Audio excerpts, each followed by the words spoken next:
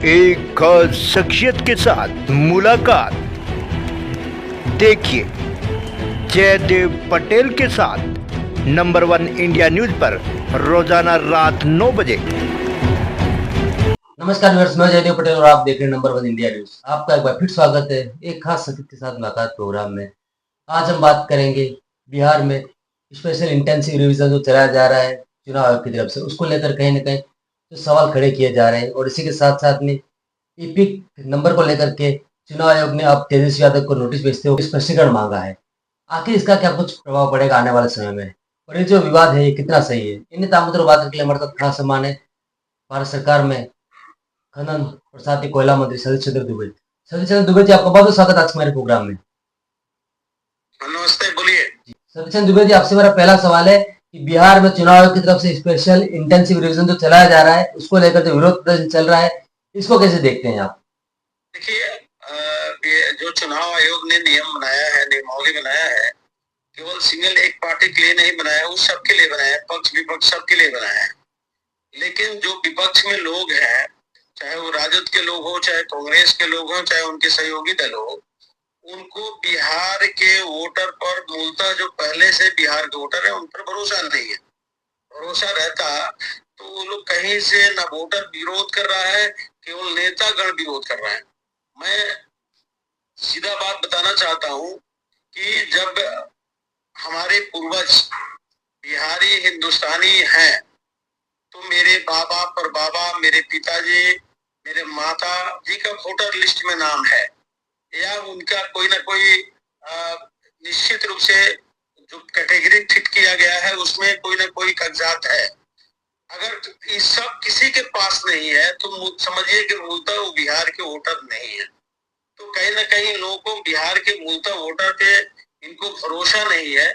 जो ममता दीदी के द्वारा आयाती वोटर बांग्लादेश से हर देश में भेजा गया है पश्चिम बंगाल के रास्ते, उसी वोटर पे उनको भरोसा है, इसीलिए वो विरोध कर रहे हैं, क्योंकि उनके पास कोई कागजात नहीं है, कोई सबूत नहीं है कि वो भारतीय हैं जी, इसीलिए लोग विरोध कर रहे हैं जी।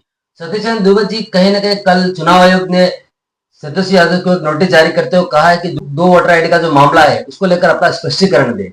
इसको आप कैसे देखते हैं? एक जिम्मेदार व्यक्ति हैं, विपक्ष के नेता हैं, और एक पार्टी की बड़ी जवाबदेही है उनकी, उसके बावजूद भी इतना नियम लागू करने के बाद भी वो बिहार के 2 जगह से वोटर बने हैं।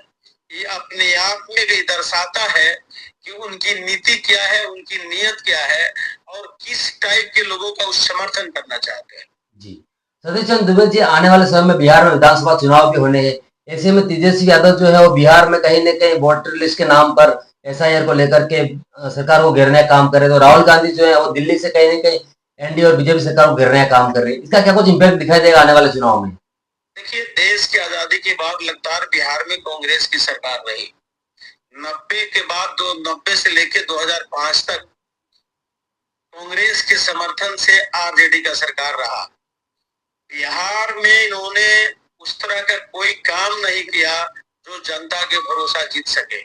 उस समय का अपराध, उस समय का अपहरण उद्योग, उस समय का लोगों पर यातना आज इन लोगों को याद आ रहा है।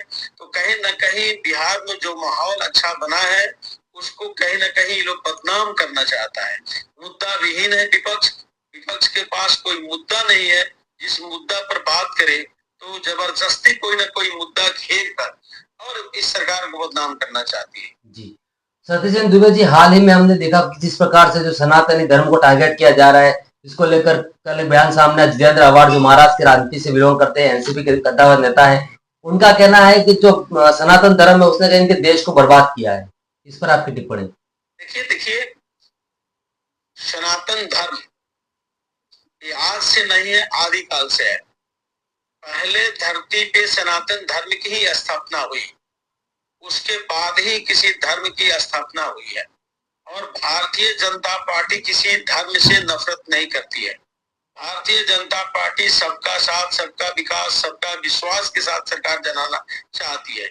लेकिन कुछ देश के अंदर बैठे लोग, ऐसे नेता जो मुट्ठी भर लोग हैं, जिसको देश में किसी न किसी ढंग से माहौल खराब करने में लगे हैं, और सरकार को बदनाम करने में लगे हैं कि उनकी मंसूबा रखी की रखी रह जाएगी, कहीं से उनकी मंसूबा कामयाब नहीं होगी। जी सतीश चंद्र दुबे जी, आपसे मेरा एक आखिरी सवाल है कि मणिशंकर अय्यर ने एक विवादित बयान देते हुए ये कहा कि जो पहलगाम आतंकी हमला हुआ था इसके लेकर के डेलीगेशन तमाम जो भारत के विदेशों में भेजे भी गए थे, लेकिन कहीं पर भी ये स्पष्ट नहीं हो पाया है कि इसमें पाकिस्तान का हाथ था। इसको आप कैसे देखते हैं? देखिए, वही कांग्रेस तो वही बात बोल रहा है जो देश के विरोधी ताकतें बोल रही है, और नैयर साहब तो हमेशा विवादित बयान दिया है, और जिस पार्टी को अपने देश के सेना पर विश्वास नहीं हो वो क्या कर सकता है।